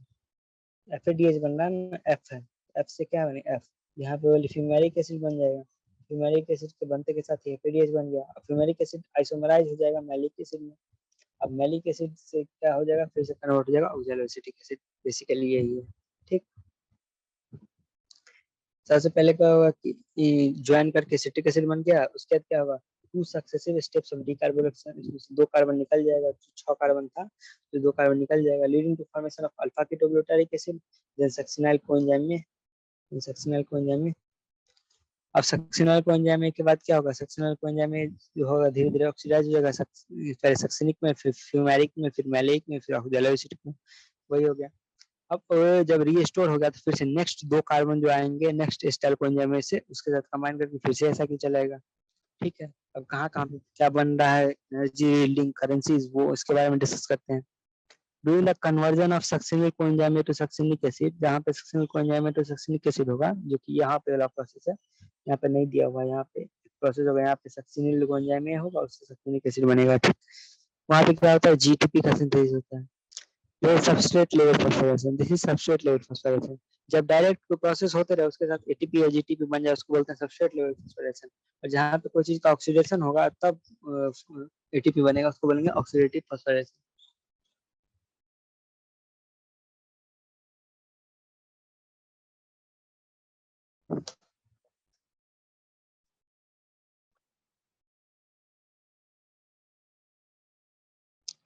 इन ए कपल्ड रिएक्शन, यहाँ पे जब जीटीपी बनती है ना, साथ ही एक और रिएक्शन होता है जहाँ पे एक ऐसा रिएक्शन होगा कि ये जीटीपी फिर से जीडीपी में कन्वर्ट हो जाएगा, और यहाँ पे एक एडीपी आके इसका फॉस्फेट ले लेगा और एटीपी बना लेगा। ठीक, तो in a coupled reaction, the GTP is converted to GDP with the simultaneous synthesis of ATP from ADP. Also, there are 3 points जहाँ पे NADH बनता है, 3 पॉइंट जहाँ पे NADH बनता है। कौन कौन सा पॉइंट, 2 पॉइंट तो वहां जहाँ पे CO2 रिलीज होता है, 2 पॉइंट वहां जहाँ 2 CO2 रिलीज हुआ है। एक तो सिट्रिक से अल्फा कीटोग्लूटारिक यानी 6 कार्बन से 5 कार्बन हुआ तब। दूसरा, यहाँ पे जो सक्सिनिल कोएंजाइम में बना, सक्सिनिल कोएंजाइम में बना, यहाँ पे ऑक्सीजन जो सक्सिनिल कोएंजाइम में बना वहाँ। ठीक है, नेक्स्ट एक पॉइंट ऐसा है जहाँ पे FADH2 बना, वो कौन सा पॉइंट है, जब सक्सिनेट से फ्यूमारेट बन रहा था, जब सक्सिनेट से फ्यूमारेट बन रहा जब सक्सिनेट से फ्यूमारेट बन रहा था। The continued oxidation of acetyl coenzyme via TCA cycle requires the continued replacement of the oxaloacetic acid. ठीक है, in addition this also requires regeneration of NAD plus and FAD plus from NADH and FADH2।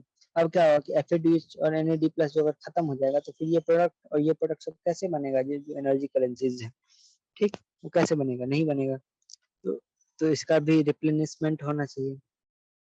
अब ये सब कहाँ से आता है, basically ये सब ईटीएस से आता है। ये क्या होगा, ईटीएस में जाएगा, अपना इलेक्ट्रॉन ट्रांसफर करके उससे एटीपी का प्रोडक्शन अंतोगत्वा करवा देगा, और ये एनएडीएच का जो है फिर से एनएडी प्लस कन्वर्ट होकर यहाँ पे वापस आ जाएगा, और वापस से एसिटिक एसिड साइकिल में भाग ले लेगा। अब जो ये इक्वेशन याद करना है, इक्वेशन जो है इंपॉर्टेंट है, याद करने आता है। तब बेसिकली जो क्रेब्स साइकिल का रिएक्शन है वो ये है, पायरुविक एसिड है, उससे अल्टीमेटली माइटोकॉन्ड्रिया में गया, वहीं पे लिंक रिएक्शन हुआ और फिर ये सब चीजें बन गई। ठीक, और इससे क्या होगा, तीनों CO2 बन गया, लेकिन अभी H2O नहीं बना हुआ। देखो CO2 plus H2O plus heat बनना चाहिए था, CO2 बन गया, अभी H2O नहीं बना, अभी H2O को आगे बनाना है, नेक्स्ट स्टेप है। We all have seen now that glucose had been broken down to release CO2 and 8 molecules of it. ये CO2 and 8 molecules of it कैसे, एक ग्लूकोज से 2 पायरुविक एसिड बना, एक ग्लूकोज से 2 पायरुविक एसिड बना। ठीक है, अब देखो 2 पायरुविक एसिड, अब एक पायरुविक एसिड का बात करते हैं, एक से क्या बना, यहाँ पे एक रिएक्शन में, और 3 NADH यहाँ पे बना है क्रेब्स साइकिल में, तो एक पायरुविक एसिड से कितना NADH बना, 4 NADH बना। एक ग्लूकोज से 2 पायरुविक एसिड बनता है, तो नेट कितना बना, 8 NADH बन गया, एक ग्लूकोज से 8 NADH बन गया। अब 2 FADH बन गया, क्योंकि 2 पायरुविक एसिड बना था ग्लूकोज से, 2 FADH बन गया, 2 FADH बन गया। ठीक है, besides just 2 molecules of ATP in the TCA cycle। अब यहाँ पे क्या होगा, ये जो GTP बन रहा है इसी से, तो यहाँ पे डायरेक्टली ATP बन रहा है, एक बार ये और एक बार फिर अगला पायरुवेट आएगा तब। ठीक है, सिर्फ 2 ATP बना है। ठीक है, you may be wondering why we have been discussing respiration at all. Neither O2 has come into the picture nor the promised large number of ATP has yet been synthesized। अब हम लोग क्या बात कर रहे हैं कि हम लोग ऑक्सीजन का तो अभी तक रोल देखे नहीं, तो इसको एरोबिक रिस्पायरेशन क्यों बोल रहे हैं। ठीक है, also what is the role of NADH। अब तो हम सुने थे कि सारा एनर्जी करेंसी ATP होता है, तो ये NADH का क्या काम है भाई, इसका क्या काम है, ये जो नया मॉलिक्यूल हम बना लिए हैं उसका यूज कैसे होगा। ठीक है, let us now understand the role of O2 in respiration and how ATP is synthesised. अब जानेंगे कि फाइनली ATP कैसे सिंथेसिस होती है। ठीक है, देखो, the following steps in the respiratory process are to release and utilize the energy stored in NADH plus H plus and FADH2. Following steps देखते हैं.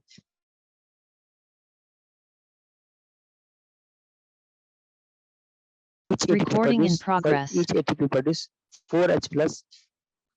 For each ATP produce 4H plus pass through F naught from the intermembrane space to the matrix. ठीक है, चलो अब क्या है, the respiratory balance sheet. The respiratory balance sheet, ठीक है, रेस्पिरेटरी बैलेंस शीट.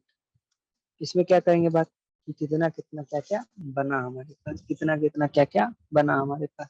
ठीक है, तो हम लोग करते हैं. It is possible to make calculation of the net gain of the ATP where every molecule is, यानी कि जितना ग्लूकोज हम खाए सबका तो करना मुश्किल है, लेकिन एक का तो हम लोग कर सकते हैं. रियलिटी और बाकी कुछ लॉसेज होते हैं, कुछ बाकी चीजें होती हैं, सारे चीज से ग्लूकोज ही नहीं मिलता है, प्रोटीन से कुछ और मिलेगा, तो ऐसी चीजें बहुत सारी चीजें हैं. लेकिन जस्ट थ्योरेटिकल एक्सरसाइज के लिए एक बार हम अगर ग्लूकोज पूरा प्योर ऑक्सीडेशन जैसा कि अब तक हम लोग पढ़े हैं वैसा हो तब क्या बनेगा वो देख लेते हैं. There is sequentially orderly functioning. 3 assumption मानने हैं तभी ये बात सही है. पहले ऑर्डरली फंक्शनिंग है, इसमें सबसे पहले होता है ग्लाइकोलिसिस, फिर टीसीए साइकिल होगा, फिर ईटीएस होगा. तो एनएडीएच जो है सिंथेसाइज जो हुआ वो सारा माइटोकॉन्ड्रिया में जाकर ऑक्सीडेटिव फास्फोराइलेशन हो गई. ये नहीं है कि एनएडीएच से कोई चीज निकाल के बना लो दूसरा प्रोडक्ट. ठीक है,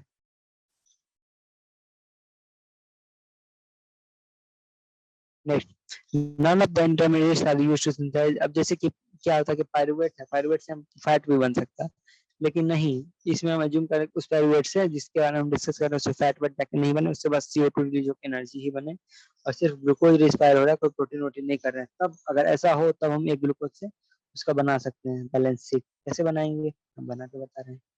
अब देखो, ग्लाइकोलिसिस था, ग्लाइकोलिसिस में एक ग्लूकोज से क्या मिला था हमको, 2 ATP यूज हो गया था.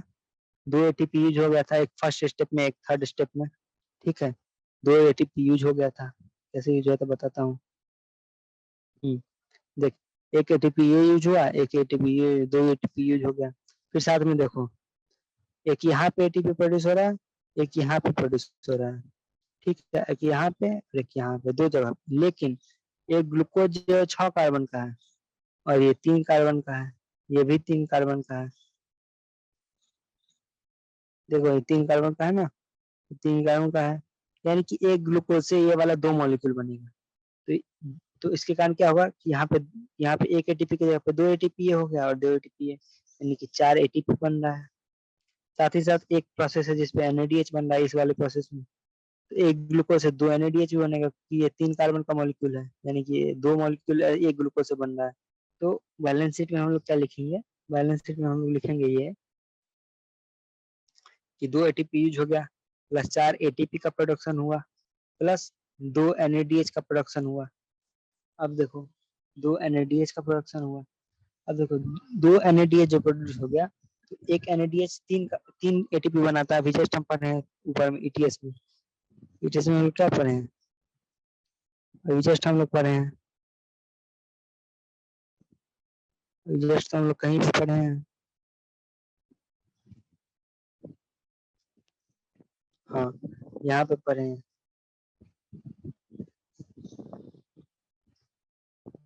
पेन क्यों नहीं चल रहा, यहाँ पे 3 और एफएडीएस 2. तो चलो इसको लिख देते हैं, यानी कि 2 एटीपी यूज हो गया, 4 एटीपी बना प्लस 2 एनएडीएच, यानी कि 6 एटीपी, यानी कि 6 एटीपी, यानी कि नेट गेन यहाँ पे कितना हो गया, नेट यहाँ पे 8 एटीपी प्रोडक्शन हो गया. अगला लिंक रिएक्शन.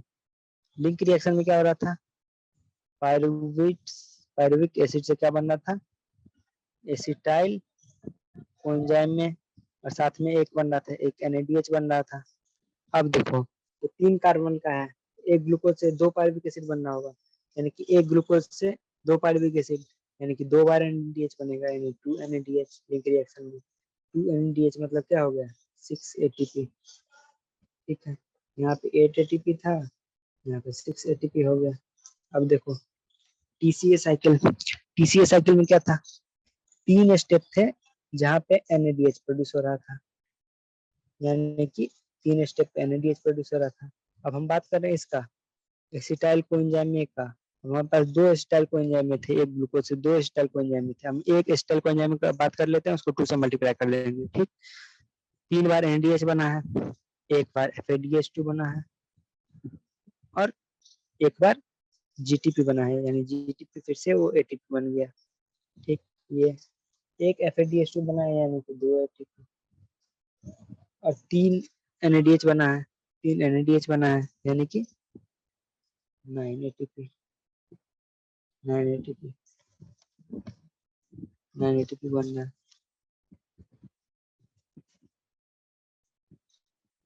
यानी कि एक जो साइकिल चलेगा उसमें 9 to 11 12 12 एटीपी का प्रोडक्शन होगा, 12 एटीपी का प्रोडक्शन होगा।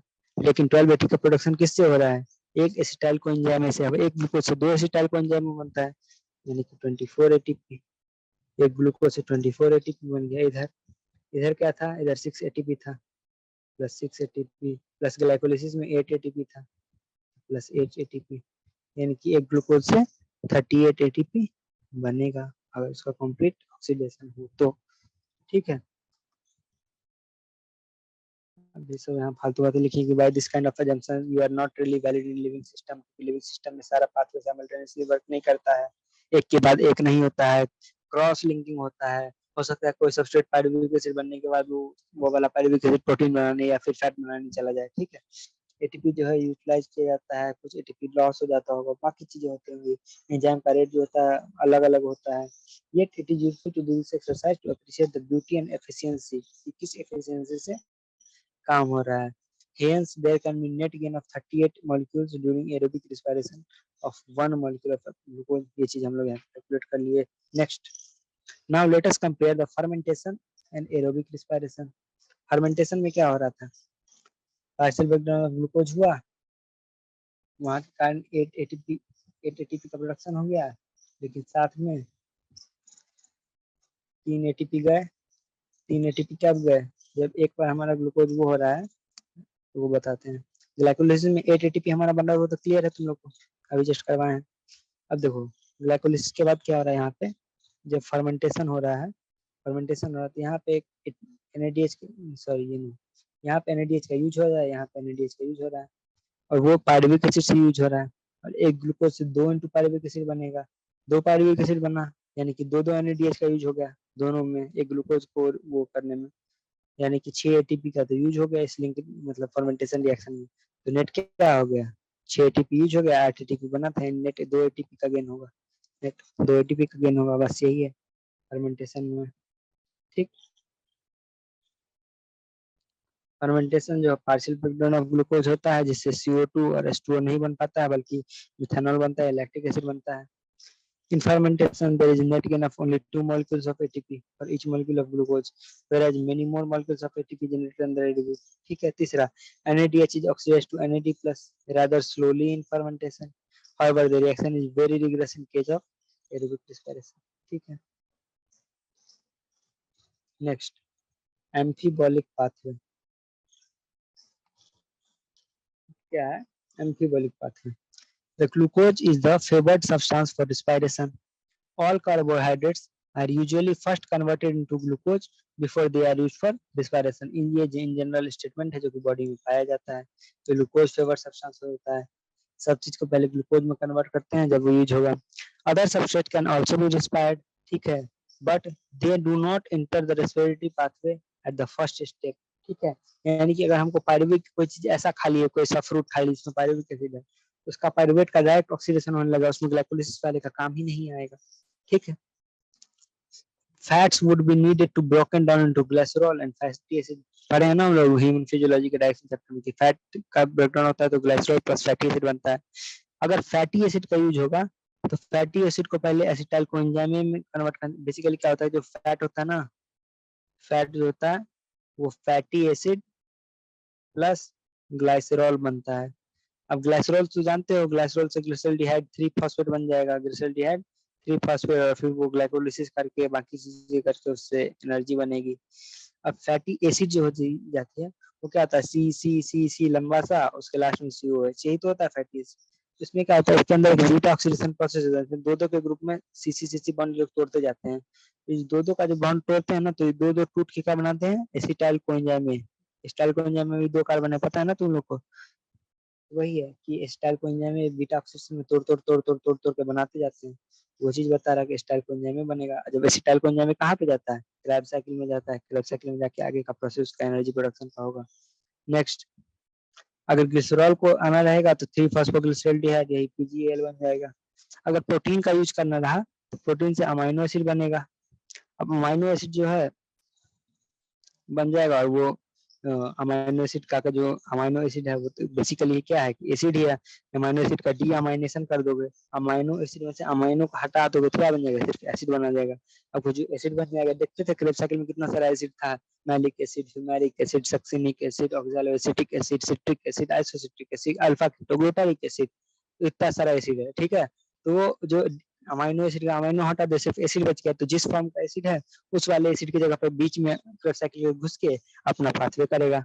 या फिर कुछ जो है जैसे कि पायरुविक एसिड है, जिसे एलेनिन एक अमाइनो एसिड होती है, एलेनिन का डिमाइनेशन करोगे एलेनिन का, तो बन जाती है पायरुविक एसिड, तो पायरुविक एसिड बन के आ जाएगी, तो पूरा लिंक रिएक्शन भी करेगी और वो भी करेगी, तो ये सब चीजें हैं।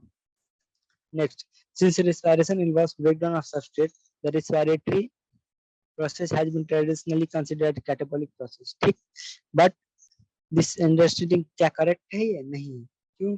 क्योंकि there are certain points at which the respiratory pathway different substrate would enter if they were to be respired and used to derive energy, ठीक है। अभी तक हम क्या क्या डिस्कस किए कि मतलब कोई अगर चीज बनाना रहेगा तो कोई चीज बीच में भी आ सकता है। नेक्स्ट, और कोई चीज अगर ले जाना रहेगा, मान लो कि हमको एलेनिन बनाना है, तो हम बीच से पायरुविक एसिड ले जाएंगे, उससे एलेनिन बना लेंगे अमाइनो एसिड, फिर उससे प्रोटीन बना लेंगे। तो इसके कारण क्या है, it is important to recognise that it is very the compounds that would be withdrawn from the respiratory pathway for the synthesis of substances, ठीक है। ठीक है, कि it is these very compound that would be withdrawn respiratory pathway से, इसको निकाला भी जा सकता है। अब कुछ बनाना रहेगा, ऑक्सैलोएसिटिक एसिड है, कोई ऐसा अमाइनो एसिड बनाना रहेगा 4 कंपाउंड वाला, तो उसके लिए हम ऑक्सैलोएसिटिक एसिड को क्रेब साइकिल से खींच लेंगे बीच से, और से वो अमाइनो एसिड बनवा लेंगे। Hence fatty acid would be broken down to acetyl coenzyme before entering the respiratory pathway, when it is used as a substrate. But when the organism need to synthesize fatty acid, acetyl coenzyme A will be withdrawn from the respiratory pathway. समझ गए बात? नहीं, जब हमको fatty acid को हमको oxidise करना है, फैट का यूज करना है, तो क्या करेंगे, उसको एसिटाइल कोएंजाइम में कन्वर्ट करके फिर उससे बाकी आगे काम करेंगे और रेस्पिरेशन करेंगे, ठीक है, एनर्जी प्रोडक्शन करेंगे। लेकिन जब हमारे पास एडिक्वेट एनर्जी है, हमको फैट का सिंथेसिस करना है, तो उस रेस्पिरेटरी पाथवे से एसिटाइल कोएंजाइम को हम लोग खींच लेंगे और उससे फैटी एसिड बना लेंगे। ये बात कह रहा है ये। Hence, the respiratory pathway comes to a picture of both during breakdown और synthesis. ब्रेकडाउन के टाइम पे भी ये आ गया और सिंथेसिस के टाइम पे भी आ गया। Similarly during breakdown and synthesis of protein भी होता है, ठीक है। Breaking down process with living organism जो होता है उसको कैटाबोलिज्म कहा जाता है, और सिंथेसिस को कहा जाता है एनाबोलिज्म। लेकिन रेस्पिरेटरी सिस्टम जो है एनाबोलिज्म ही होता है और कैटाबोलिज्म ही होता है, इसलिए इसको क्या बोलेंगे, एम्फीबोलिज्म। एम्फी मतलब क्या होता है, दो, टू, एम्फी मतलब होता है टू, इसको क्या कहेंगे, एम्फीबोलिक पाथवे। ना तो कैटाबोलिक है ना तो मेटा एनाबोलिक है, दोनों को मिला के है एम्फीबोलिक है, ठीक है। अब देखो इस चार्ट में बताया कि कौन कौन सा चीज कहाँ कहाँ पे कैसे कैसे आता है।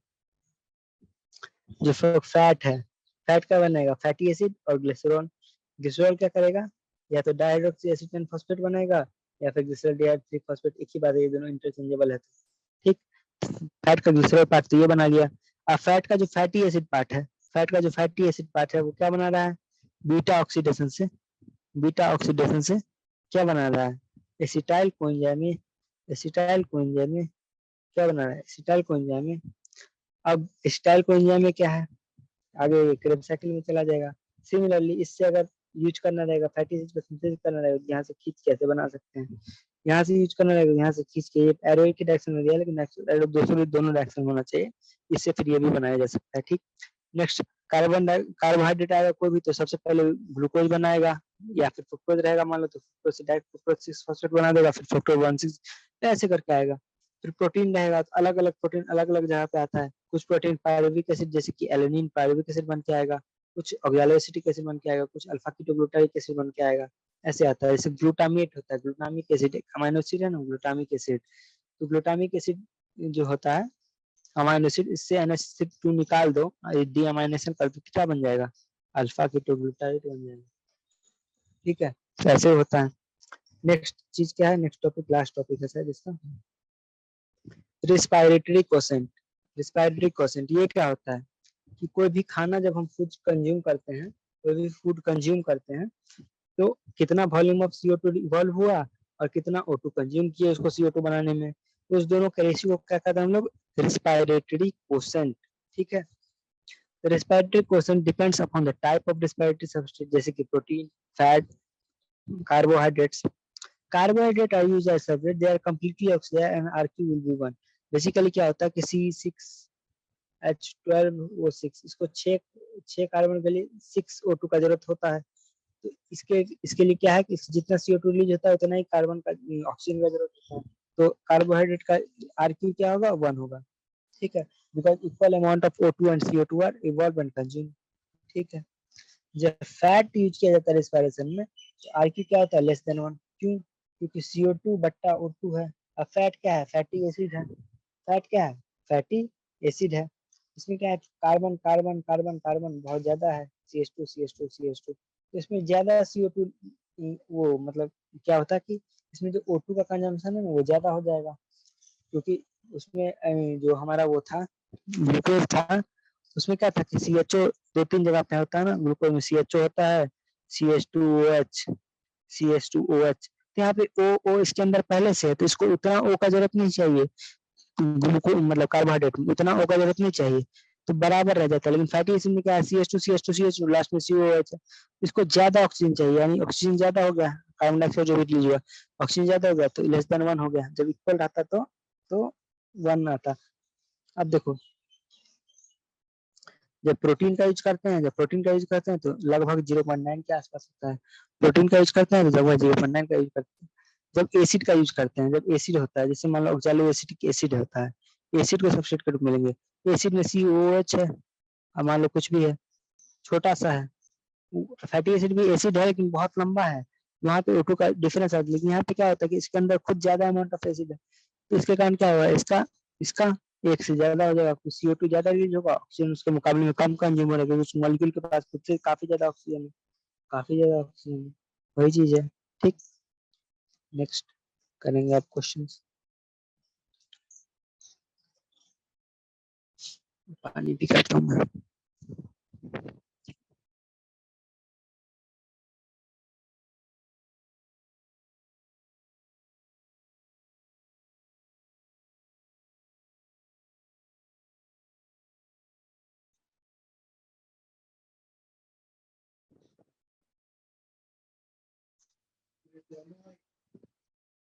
दस मिनट और।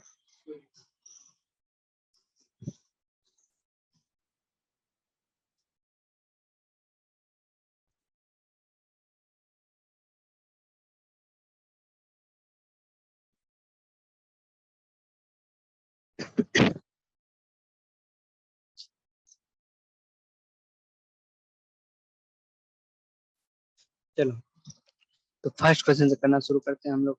इसके लिए अभी पहले हम लोग क्या करेंगे, एक पेपर ओपन करेंगे।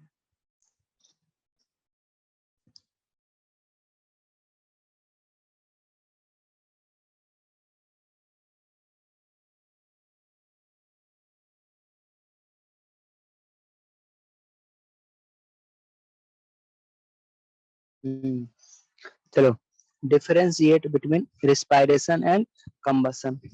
रिस्पायरेशन एंड कंबसन, उसके लिए हम लोग क्या करेंगे, कभी भी डिफरेंशिएशन का क्वेश्चन लाइफ में है उसको हमेशा क्या करते हैं, टेबल में बनाते हैं। कंबसन, अब देखो रिस्पायरेशन कहाँ पे होता है, लिविंग में होगा हमेशा। ये क्या होगा, लिविंग प्लस नॉन लिविंग दोनों का हो सकता है। आदमी को अगर झंडा जला दोगे आग लगा के, तो भी क्या होगा, कंबसन ही हो गया। ठीक है, ये लिविंग में होता है, दोनों में हो सकता है। ये सेल के अंदर होता है, ये सेल के बाहर होता है, आउटर साइड द सेल होता है। ठीक है, इसमें क्या होता है कि जो भी चीज रिस्पायरेशन होता है स्टेप वाइज होता है, स्लोली होता है। इसमें क्या होता है, सिंगल स्टेप में सारी एनर्जी रिलीज होती है। फिर इसमें क्या होता है कि एंजाइम्स की हेल्प से होता है, जो ऑक्सीडेशन हो रहा है, बेसिकली दोनों में ऑक्सीडेशन ही हो रहा है कोई भी कंपाउंड का, इसमें एंजाइम की हेल्प से होता है, इसमें हीट की हेल्प से होता है, हीट की हेल्प से होता है। ठीक, इसमें क्या होता है, लार्ज नंबर ऑफ इंटरमीडिएट्स बनते हैं। इसमें क्या होता है, लार्ज नंबर ऑफ इंटरमीडिएट्स नहीं बनते, बेसिकली नो इंटरमीडिएट्स बनते हैं, बहुत रेयर इंटरमीडिएट बनना। ठीक है, इसमें क्या होता है कि जो एनर्जी जो होता है, हीट एनर्जी जो है बहुत कम रिलीज होता है, मान लो पार्शियली हीट एनर्जी रिलीज होता है, पार्शियली उसको ट्रैप करके कोई और चीज बना लिया जाता है, इसका सारा एनर्जी क्या होता है, हीट के फॉर्म में रिलीज होता है। इसमें क्या होता है, टेम्परेचर जो होता है ना, कंट्रोल्ड रहता है, ये नहीं होता कि शरीर में डिस्पेरेशन हो रहा है तो शरीर एकदम गर्म हो जाएगा। इसमें क्या होता है कि टेम्परेचर, इसमें टेम्परेचर राइज कर जाता है। ठीक है, राइज कर जाता है। हो गया, चलो next question, glycolysis and Krebs cycle. Glycolysis और क्रेब्स साइकिल। ग्लाइकोलिसिस देखो कहाँ होता है, पहले तो साइटोप्लाज्म में होता है, और ये कहाँ पे होता है, ये मैट्रिक्स ऑफ द माइटोकॉन्ड्रिया में होता है, मैट्रिक्स में होता है। उसके बाद क्या है, इसके लिए नो ऑक्सीजन रिक्वायर्ड, यानी कि एनारोबिक एरोबिक सब में होगा, एनारोबिक में हो सकता है ये, एनारोबिक में नहीं हो सकता है। ठीक है, ठीक है। उसके बाद क्या होगा कि इसमें ग्लूकोज से पायरुवेट बनता है। इसमें क्या होता है, पायरुवेट से या फिर मान लो एसिटाइल कोएंजाइम से क्या बनता है, CO2 बनता है। इसमें क्या होता है, इसमें दो मॉलिक्यूल ऑफ ATP का यूज होता है, इसमें कहीं पे भी ATP का यूज नहीं होता है। ठीक, उसके बाद इसमें 4 ATP का प्रोडक्शन होता है, इसमें 2 ATP का प्रोडक्शन होता है, इसमें एक NADH प्रोड्यूस होता है, इसमें 3 NADH प्रोड्यूस होता है, इसमें 0 FADH प्रोड्यूस होता है, इसमें एक FADH2 प्रोड्यूस होता है। ठीक है, इसमें नेट गेन ऑफ 8 ATP होता है, इसमें एक साइकिल में नेट गेन ऑफ 12 ATP होता है, और एक ग्लूकोज से एक साइकिल में 12 ATP और एक ग्लूकोज से 24 ATP होता है। ठीक है, इसमें CO2 नहीं बनता है, इसमें CO2 बनता है, इसमें ऑक्सीजन का रिक्वायरमेंट नहीं है, इसमें ऑक्सीजन का रिक्वायरमेंट है। चलो next, next question, anaerobic respiration and fermentation. Aerobic respiration and fermentation, aerobic respiration, fermentation. इसके लिए O2 का जरूरत है, इसके लिए O2 का जरूरत नहीं है, इससे कंप्लीट ऑक्सीडेशन होता है, इससे पार्शियल होता है। इससे क्या होता है, हार्मफुल सब्सटेंस नहीं है, ये CO2 है, हार्मलेस सब्सटेंस है, CO2 प्लस वाटर बनता है, इससे इथेनॉल यानी अल्कोहल या फिर एसिड बनता है, लैक्टिक एसिड। ठीक है, जो कि हार्मफुल है बॉडी के लिए। ठीक है, ये क्या है कि एरोबिक रिस्पायरेशन लार्जर एनिमल्स में होता है हमेशा, और कभी कभी मसल्स वसल्स में, मतलब सॉरी हाँ, और ये क्या होता है कि ये या तो प्रोकारियोट में होगा या फिर यूकारियोट में, यूनिसेलुलर यूकारियोट में होगा, और ह्यूमन के मसल्स में कभी कभी हो जाता है। इसमें वाटर का फॉर्मेशन होता है, इसमें वाटर का फॉर्मेशन नहीं होता है।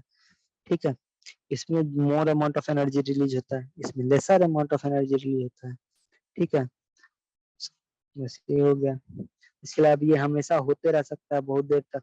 ये क्या होता है, जैसे ईस्ट है, ईस्ट में 13% अब हो गया उसका अल्कोहल, मर जाएगा, अब ये नहीं मर जाएगा। ये बात है, ये हो गया डिफरेंसेस।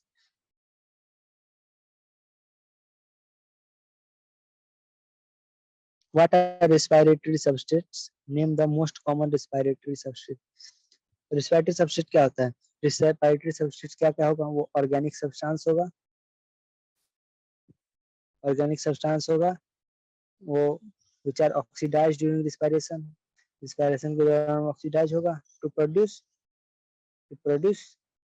एनर्जी, एनर्जी किस फॉर्म में, ATP के फॉर्म में। मोस्ट कॉमन रिस्पायरेटरी सबस्ट्रेट क्या है, ग्लूकोज है, मोस्ट कॉमन क्या है, ग्लूकोज है। Give the schematic representation of glycolysis. Schematic representation of glycolysis, ये वाला जो किताब में ग्लाइकोलिसिस बना है, बेसिकली इसी को बना देना है रट के, ये रटा होना चाहिए, मैं साफ कर दे रहा हूँ। ताकि तुम लोग अच्छे से इसको लिख सको, उतार सको, टिप सको। ठीक है, ये next question. Next question, explain ETS. ETS, अब ईटीएस क्या होता है? ETS is a process, ETS is a process, ETS is a process in which electrons from the NADH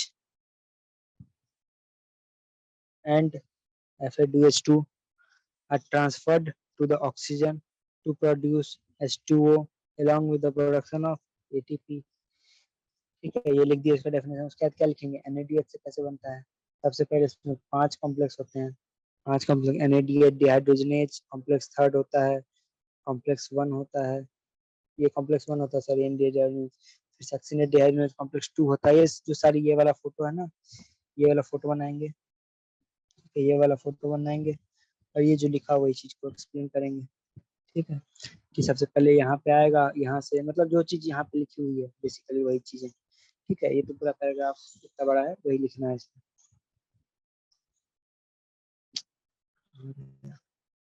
कि सबसे पहले यहाँ पे NADH आई, NADH का इलेक्ट्रॉन सबसे पहले NADH डिहाइड्रोजन कॉम्प्लेक्स के पास गया, वहां से यूबिक्विनोन जाएगा, यूबिक्विनोन रिड्यूस होकर यूबिक्विनॉल बन जाएगा जिसको रिड्यूस यूबिक्विनोन बोलते हैं। फिर ये अपना कॉम्प्लेक्स 3 को दे देगा, ये जो है वापस क्या करेगा, ये कॉम्प्लेक्स 2 से भी ले जाके कॉम्प्लेक्स 3 को दे देगा। कॉम्प्लेक्स 3 जो है अपना साइटोक्रोम C को देगा। साइटोक्रोम C जो है outer surface of the membrane of mitochondria पे लोकेटेड एक वो है मोबाइल इलेक्ट्रॉन कैरियर, जो कि इसको ले जाके कॉम्प्लेक्स 4 को दे देगा। और कॉम्प्लेक्स 4 जो है यहाँ से हाइड्रोजन का ट्रांसपोर्ट करके इंटरमेम्ब्रेन स्पेस में लाएगा। और साथ ही साथ कॉम्प्लेक्स 4 के पास ये जो हाइड्रोजन है इससे वाटर बन जाएगा। अब ये इलेक्ट्रॉन जो है ट्रांसफर, हाइड्रोजन जो है ये F0 F1 पार्टिकल के थ्रू पास करेगा और एटीपी का सिंथेसिस होगा। ये चीज लिख देना है, ये चीज लिख देना है। नेक्स्ट क्वेश्चन क्या है? Distinguish between the following aerobic respiration and anaerobic respiration. वही सब लिख देना जो अभी हम बताए हैं एरोबिक और फर्मेंटेशन में। ठीक है, एरोबिक और फर्मेंटेशन में जो बताएं वही है बेसिकली, कि कम एनर्जी होगा, ज्यादा एनर्जी रिलीज होगा, प्रोडक्ट हार्मफुल होगा, प्रोडक्ट हार्मफुल नहीं होगा, कंप्लीट ऑक्सीडेशन है, पार्शियल ऑक्सीडेशन है, सारे ऑर्गेनिज्म में होता है नहीं होता है, ये सब चीजें लिख देना। ठीक, ग्लाइकोलिसिस एंड फर्मेंटेशन, ग्लाइकोलिसिस और फर्मेंटेशन, ग्लाइकोलिसिस और फर्मेंटेशन, इसका अंतर हम लोग बात करेंगे। तो ग्लाइकोलिसिस क्या होता है? पहला स्टेप होता है, सेकंड स्टेप होता है। इसमें ग्लूकोज से पायरुवेट बनता है। इसमें क्या बनता है? पायरुवेट से या तो इथेनॉल बनेगा या तो लैक्टिक एसिड बनेगा। ठीक है, इसमें क्या बनता है कि NADH बनता है 2 मॉलिक्यूल। इसमें क्या होता है, एक मॉलिक्यूल NADH यूज होता है, एक ग्लूकोज के लिए तो 2 मॉलिक्यूल NADH यूज हो जाएगा। इसमें 4 ATP 8 ATP का नेट प्रोडक्शन होता है, इसमें ATP का यूज होता है 6 ATP का। ठीक, ये glycolysis and citric acid cycle, glycolysis and citric acid cycle. तो भैया ग्लाइकोलिसिस में ये सब चीजें लिख दे रहे हैं, ये सिट्रिक एसिड साइकिल के बारे में लिखिए। सिट्रिक एसिड साइकिल, तो ये सेम तो चीज है सिट्रिक एसिड साइकिल। जो सिट्रिक एसिड साइकिल है वो क्रेब साइकिल ही तो है, क्रेब साइकिल ही तो है। यही क्वेश्चन तो यहाँ पे पूछा है। ठीक, next, what are the assumptions made during the calculation of net gain of ATP। अब देखो कैलकुलेशन assumptions लिख दो। assumptions क्या थे? ये 4 assumption थे, इस 4 assumption को सेम टू सेम उतार दो, सेम टू सेम उतार दो, हो गया। ठीक है, इतना part. Next, discuss the respiratory pathway in an amphibolic pathway. बहुत अच्छे से भी मैंने समझाया कि क्यों है, क्योंकि जब मान लो कि ये कि जब मान लो हमें जरूरत होगा कोई भी चीज निकालने का, जैसे हमें अगर प्रोटीन बनाना है, हमें अमाइनो एसिड चाहिए, एलेनिन बनाना है, तो हम पायरुविक एसिड लेकर उससे एलेनिन बना लेंगे। लेकिन जब एलेनिन का यूज हो जाएगा उससे हम पायरुविक एसिड ले आएंगे, बीच में एक दूसरे से बना लेंगे। तो जो रिस्पिरेटरी पाथवे बेसिकली ना सिर्फ इसमें कैटाबोलिज्म हो रहा है बल्कि एनाबोलिज्म भी हो रहा है, और दोनों को मिला के एल्वियोलिक पाथवे। आरक्यू क्या होता है, इसका वैल्यू क्या है फैक्ट्स के लिए? आरक्यू का डेफिनेशन ये है ratio of volume of CO2 evolve to the volume of O2 consume तो रिस्पिरेटरी कांस्टेंट, फिर इसका ये लिख देंगे। और फैट्स के लिए क्या है इसका वैल्यू 0.9 है। फैट्स के लिए लेस देन 1 होता है और ट्राइपैल्मिटिन के लिए 0.7 है। ठीक। Define oxidative phosphorylation. What is oxidative phosphorylation? It is a process in which the oxidation of any substance, जैसे इसकी कोई चीज से CO2 बन गया, जैसे क्रेब्स साइकिल में क्या हो, कार्बन का लॉस हो रहा है तो CO2 बन रहा है, कार्बन का ऑक्सीडेशन हो रहा है, और उस ऑक्सीडेशन से जो एनर्जी प्रोड्यूस हो रही है उससे अगर ATP बन जाए उसको कहते हैं ऑक्सीडेटिव फॉस्फोराइलेशन। ठीक है। जो ATP बनेगा या फिर अदर एनर्जी कंपाउंड बनेगा, ऑक्सीडेशन किसी कंपाउंड के उस एनर्जी की यूज करते हैं। नेक्स्ट क्या है, what is the significance of step wise release.